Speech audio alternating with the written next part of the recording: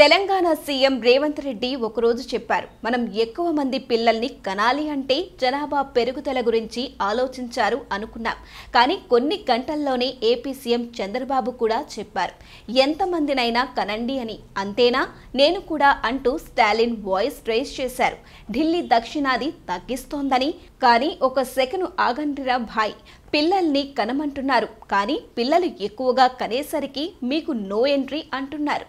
MLA అవ్వచ్చు, MP అవ్వచ్చు, కానీ సర్పంచ్ అవ్వాలంటే పిల్లల కౌంట్ చెక్ చేసుకోవాలి. పార్లమెంట్లో 10 మందిని కనినా పర్లేదు, కానీ పంచాయతీ గేట్ వద్ద మాత్రం సిబ్బంది అడుగుతారు, మేడం ముగ్గురా, అయితే నామినేషన్ రిజెక్ట్. ఇదంతా తెలంగాణ పంచాయతీరాజ్ చట్టం 2018 ప్రకారం. అంటే చట్టం కొత్తది కాదు, కానీ ఆలోచన అంతే పాతది. ఇప్పుడు వినండి నిబంధనల సర్కస్ ఎలా ఉందో. 31 మే 1995కి ముందు ముగ్గురు పిల్లలు ఉన్నా పర్లేదు, కానీ ఆ తరువాత పుట్టారంటే పర్లేదు కాదు. మొదటి కాన్పులో ఒకరు, రెండో కాన్పులో కవలలు అయితే ఓకే, కానీ మొదట కవలలు తరువాత ఒకరు పుట్టారంటే కాదు. ఇక ఒకే కాన్పులో ముగ్గురు పిల్లలు పుడితే సూపర్, కంటిన్యూ చేయండి అంటుంది ప్రభుత్వం.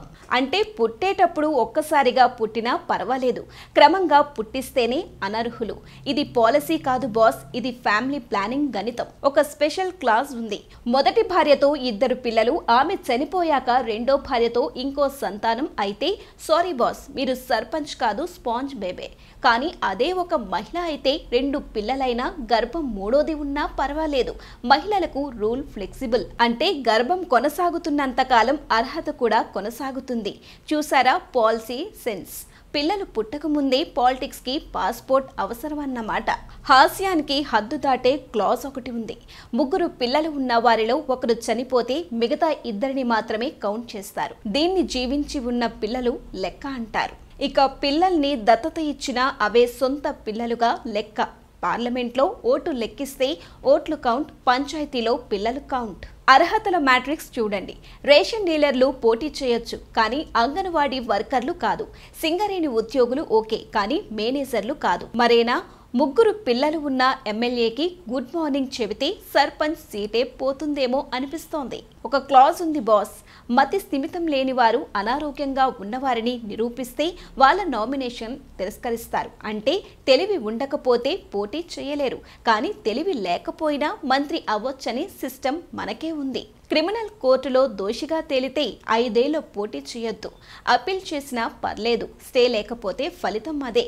అంటే జైలులో ఉన్నవాడు ఎమ్మెల్యే అవ్వచ్చు, కానీ పిల్లలే ఎక్కువైతే సర్పంచ్ కాదు. దీన్ని డెమోక్రసీ విత్ డబుల్ ఎంట్రీ అంటారు బాస్. రేవంత్ రెడ్డి చెబుతున్నారు పిల్లలు కనండి, చంద్రబాబు చెబుతున్నారు నియోజకవర్గాలు కాపాడండి, స్టాలిన్ చెబుతున్నారు దక్షిణాది బలం పెరగాలి అని.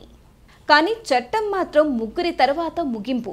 ఇది ప్రజాస్వామ్యం కాదు బాస్, ఇది పాపులేషన్ డ్రామా.